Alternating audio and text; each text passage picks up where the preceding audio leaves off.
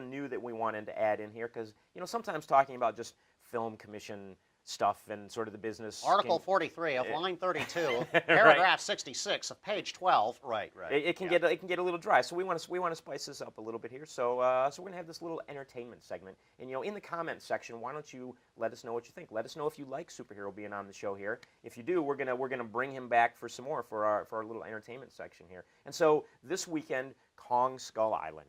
Skull Island is coming out. Yes. I'm a little confused. Oh, yeah? About Kong Skull Island. It's a big monkey. Well, it's a big monkey. Big monkey makes good movie. Like Dino De Laurentiis. What did Dino De Laurentiis say? When my monkey die, everyone, they cry. That's what he said. Big monkey makes a good movie. But, this whole thing is just a build-up. It's a warm-up for in 2020 when Kong fights Godzilla again for the first time since 1962. Yeah. And in the first trailer for Kong, they clearly portrayed him as the villain.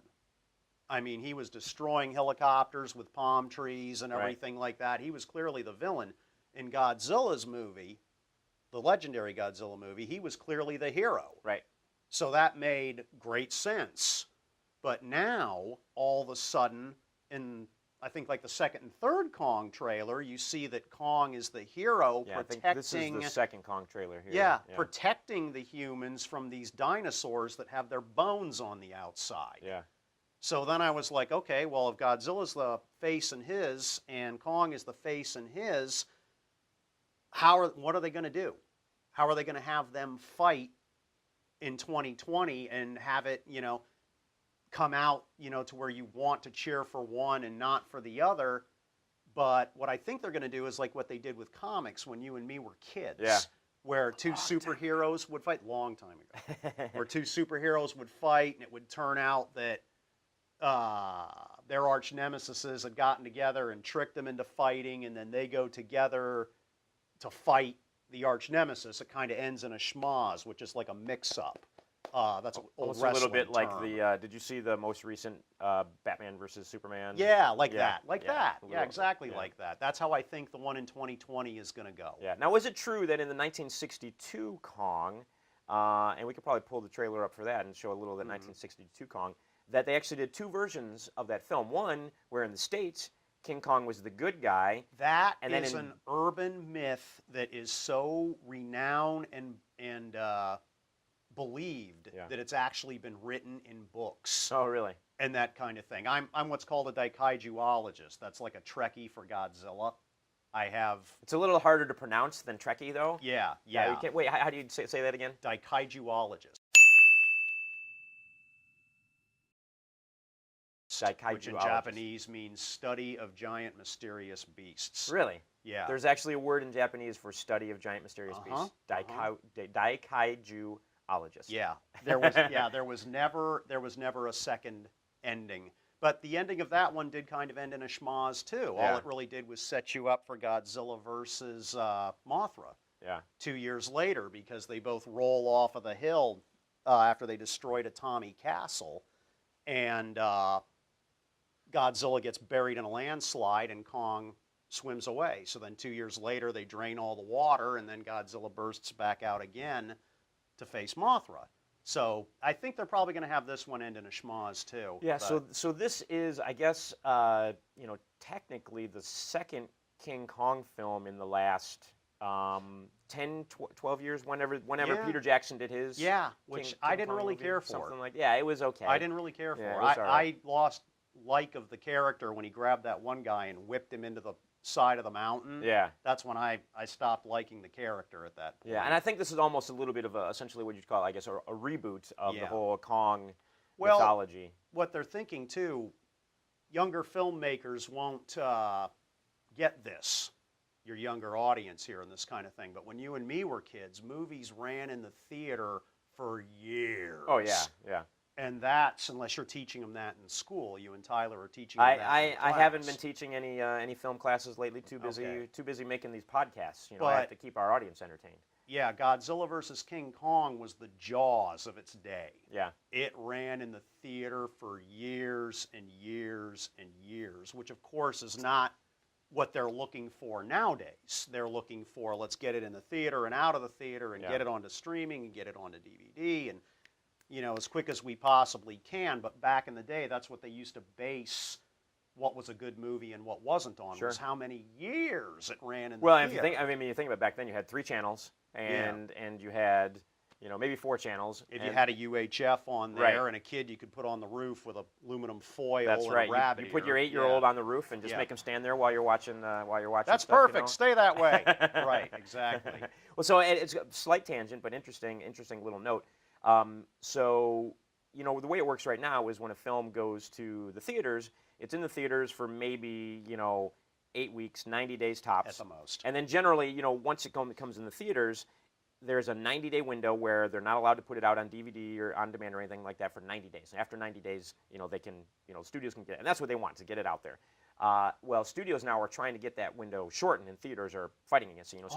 Studio wants, a lot of times what they want to do is day and date, where you can release theater and like video on demand on the same day. But what they want to do, and there's the guy that founded Napster, and he's got some people on board with him that really like his idea, including like Steven Spielberg and some others, is you put a movie out, let's say Kong Skull Island comes out today, you can go to theater and watch it and pay your $10 or whatever it might be, or you could stay at home and watch it and pay $50 if you watch it at home. Which, if you think about it, just invite some friends over, everybody pitches in $10, you get your popcorn, whatever else. I can see why theaters home are watching fighting it. that, though. And for me, I think I would do that. It's like, oh, okay, I got a 15-minute drive to the theater. I got to get there a little bit early so I can make sure I get a seat. Then I'm going to spend another, $20 on popcorn and something to drink. And then you got 20 to 30 minutes of previews before the movie starts. Next thing you know, for a 90-minute movie, you've just put 3.5 hours into a 90-minute film, where I could stay at home and just pay the same money that I'm going to pay anyways, have some friends over, watch it at home, and super convenient. Why not? And now with big screens and great surround sound, why wouldn't you do that? Interesting thing about that fight, little tidbit there. It's often criticized for looking like a wrestling match. Oh yeah. And the thing was, the guy that played Godzilla, Haru Nakajima, he was Godzilla for the first 20 years of Godzilla's career. He went and saw a wrestling match in Tokyo while they were working on that film. Dick the Bruiser, he was big back then in the early 60s. Wrestling's always been huge in Japan. A lot of guys make a lot of money over there, even if they're not working for WWE here or anything. They go to Japan. I have a second career if this film commission thing doesn't work out. Yeah. I'll go wrestle in Japan. Yep, that's what I should have done. Yeah. But he saw that match and he incorporated a bunch of the moves into the fight. And I'm hoping that they'll at least, have a backdrop or something like that. In 2020 when they meet again, that they'll put, just to honor the old. That would be fun. Yeah. That would be a lot of fun. That would be a lot of fun. So reboots in Hollywood are a big thing. They're the whole reason that you see these same movies being made over and over and new versions of these movies is because the whole concept is they don't ask is it a good idea, is it a good film? They ask, how do we market this? How can we market this? And if people recognize the name, they're going to do it. So there's another film coming up that they're redoing. Oh, I guess technically it's a sequel. It's a sequel. It's I'm glad it's not a remake. Yeah, it's a sequel. And Harrison Ford will be appearing in the sequel. And that is the new Blade Runner movie. Yeah, I saw the extra features on the Blade Runner DVD, and I'm really glad that it's a sequel as opposed to a remake, because they talked to Rutger Hauer. Yeah. And he was like, for the love of God, why? Why are you going to rehash this? It's been told, move on. And the DVD, there's like 10 versions of the movie. Yeah. Something like that, right? Like, how many times can you edit the same movie over and over again? I like the noir one with Harrison Ford's narration. Yeah. I hope they do this one that way. And the that one without the narration, and then they add a unicorn and everything. You lost me. So. Well, and Blade Runner, is a film that people remember as being just visually stunning. I mean, you look at that film from 1982, and the effects and stuff in that, because they use practical effects and stuff, and just the look of it is just like, it's a gorgeous. That must have been a hard set to work on too. I mean, they had the rain machine going 24 hours a day on that thing. Yeah. They were always wet and cold. It must have been a hard set to work on. I'm sure it was. And I like Ryan Gosling. I think he's going to be. Good in this. I guess you go a few years back, and Ryan Gosling, everybody just thought was this kind of pretty boy actor. Yeah. But you look at some of the stuff that he's done over the years, and he's Harrison Ford. He's really talented. I saw a story online where the two of them have a squabble in the movie, Yeah. and Harrison Ford accidentally stiffed Gosling. Yeah. So he's off at the medics, and they're patching him up, and Harrison Ford walks in and with a bottle of whiskey, and I think he took a shot out of a bottle of whiskey for himself and then gave the rest of the bottle to Gosling and walked away. He didn't say a word, and the medic says, I think Indiana Jones just said he's sorry while he's patching him up. So That's a great story. yeah. Well, you've got a little prop here. Yeah. Blade Runner. Why don't you tell us a little bit about what this is? This I got online for about $50 and restored. It was in bad shape. It needed a new paint job and everything. Supposedly, this is a discontinued resin kit that is worth about $500. But Really? you know how that works, you know. If someone's willing to pay you $500 for it, Right. then you get $500 for it. Yeah, it's But- really worth whatever somebody will actually give you for it. Right, but somebody online told me that, you know, oh my God, how'd you get one of those? And Yeah. what did you, you know, and they were aghast at what I'd paid for it and everything. And that's a replica prop from the original film of the gun. Yeah, that was poured from the original. From the original Right, mold. and right. The stuff. original one was a, if I remember correctly, it was a 44 Walker Bulldog. And this part right here is the slide off a Mannlicher Carcano rifle. Oh, wow. That's why it's got the big, you know, charging handle and everything like that on it, because they filed down the pistol underneath and then attached the slide off the rifle to the top of it. Hence why it's also got the two, the two holes. What a fun job, like a prop designer for like a sci-fi movie would be, wouldn't it? It's like, Yeah. just give me a bunch of guns and I'm just going to disassemble them and cut them up and glue them together and make something cool and fun out of it. That's really great. Yeah, that's really fun. So the real superhero world here, a little something about that. So there's another guy in Orlando that's been in this real life superhero game for a long time. Longer than me. Yeah, and way longer than his me. name is Master Legend. Master Legend. And there was actually a Rolling Stone article that was done called The Legend of Master Legend. Yep. And it was about Master Legend, who lives in Orlando, and you are in the article as well. And that article is what led to the Superheroes documentary that is on HBO, that premiered on HBO. And you went to Comic-Con for that as well, didn't you? Oh yeah. Oh yeah, I was flown out to Comic-Con Yeah. for that. They did a Q&A afterwards, after the screening of the film, and we all stood up there with the other people that had been in, and a detective from the LA Police Department, and a psychologist, go figure, and answered questions about what we do and everything like that. Master Legend was one of the main focuses of the film. He got a lot of screen time out of that.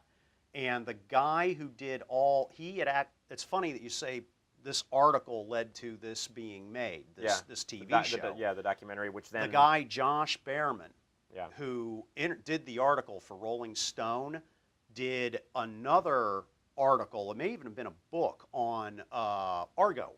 Right. And not Argo specifically, but he did a book on how they got the people out of Iran, that they managed to get out of Iran, and Ben Affleck picked up on that and made a film out of that as well. So Josh Behrman has written this TV pilot that's going to air on the 17th of this month. March. Yeah, on Amazon Prime. Yeah. On Amazon Prime, March 17th, Legend of Master Legend. Check it out. Yeah. But and it's about, this is Master Legend here, if you couldn't figure that out, the guy in the superhero outfit. And really fascinating story. You can probably find that Rolling Stone article online somewhere. He is one of the most interesting guys to ever do the superhero thing. Yeah. He is. I think he was called the Don Quixote of the superhero community. Wow. And he really, really is. He's a fascinating guy. His story from beginning to now is amazing. It's probably just going to get more amazing as time goes on. Be sure to check out the pilot. Yeah, I'm excited. I'm excited to check it out. You know, Yeah. I've met him a number of times, and he's a really good guy. So we'll see how all that works out.